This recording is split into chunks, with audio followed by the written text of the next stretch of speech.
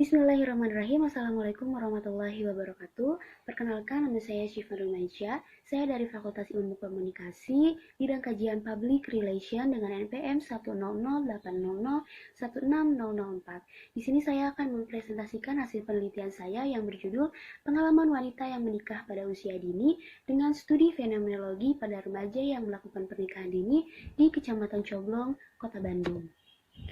Selanjutnya ada latar belakang. Penelitian ini dilatar belakangi dengan beberapa faktor menikah muda yang beragam.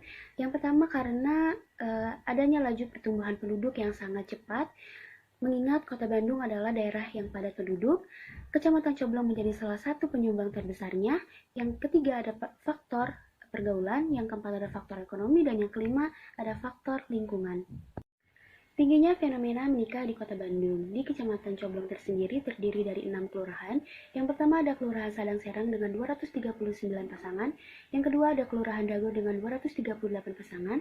Yang ketiga ada Kelurahan Sekilo dengan 175 pasangan. Yang keempat ada Kelurahan Lebak Gede dengan 56 pasangan. Yang kelima ada Kelurahan Cipaganti dengan 45 pasangan. Dan yang terakhir ada Kelurahan Lebak Siliwangi dengan 30 pasangan. Hubungan komunikasi yang terjalin antara pihak yang menikah muda dengan pasangan dan juga keluarga. Tidak jarang hubungan komunikasi yang terjalin akibat pernikahan dini cenderung berubah karena adanya proses transformasi diri ataupun perubahan yang sangat drastis baik secara psikis maupun secara fisik. Dan juga remaja wanita yang melakukan pernikahan dini mendapatkan peran sosial yang berubah secara mendadak.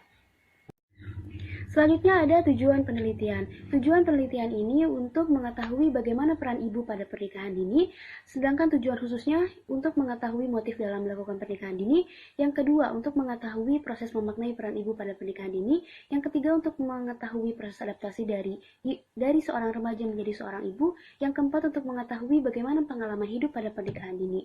Selanjutnya ada kerangka pemikiran. Penelitian ini dilakukan kepada remaja wanita yang melakukan pernikahan dini dengan usia 15 sampai dengan 19 tahun. Studi pendekatan fenomenologi dengan salah satu teori yang peneliti ambil yaitu teori interaksi simbolik untuk mengetahui bagaimana pengalaman, apa motif, dan bagaimana makna dan bagaimana proses adaptasi yang dilalui remaja wanita yang melakukan pernikahan dini.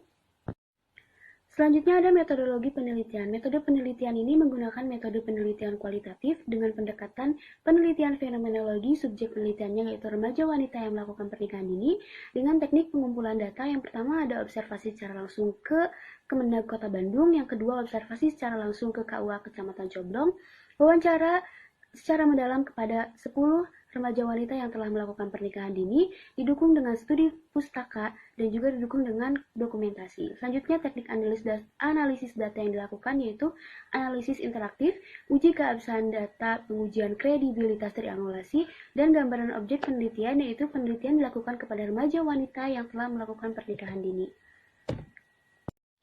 Selanjutnya ada hasil penelitian. Yang pertama hasil penelitian dari motif menikah yang dilakukan 10 remaja wanita yang melakukan pernikahan dini. Yang pertama ini ada bikas motif. 4 dari 10 narasumber mengatakan bahwa menikah karena kehamilan tanpa disengaja atau KTD. Yang kedua ada 3 dari 10 narasumber mengatakan bahwa menikah atas dasar keinginan sendiri.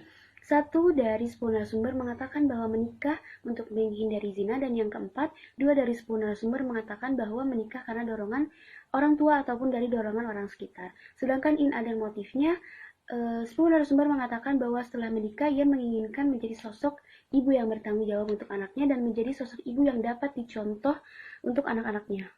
Selanjutnya ada proses memaknai. 6 dari 10 narasumber mengatakan bahwa ia menjadi seorang ibu yang akan menjadi panutan untuk anaknya kelak dan menjadi seorang ibu yang bertanggung jawab.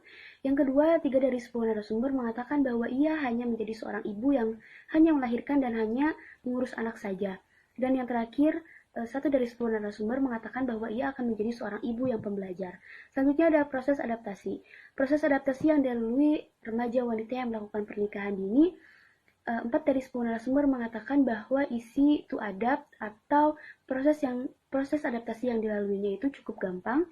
Yang kedua, 6 dari 10 narasumber mengatakan bahwa difficult to adapt atau proses yang dilaluinya itu sangat sulit karena mengingat tidak ada kesiapan dari diri mereka ketika mereka melakukan pernikahan dini. Poin terakhir yaitu interaksi ibu dengan pasangan baik sebelum menikah ataupun sesudah menikah. 7 dari 10 narasumber mengatakan bahwa komunikasinya itu berjalan dengan harmonis, sedangkan 3 dari 10 narasumber mengatakan bahwa komunikasi hanya berjalan efektif pada sebelum masa menikah, karena setelah menikah komunikasinya tidak efektif dan juga tidak harmonis, sehingga menyebabkan narasumber bercerai dengan pasangannya. Sekian presentasi dari saya, terima kasih. Mohon maaf bila ada salah kata. Wassalamualaikum warahmatullahi wabarakatuh.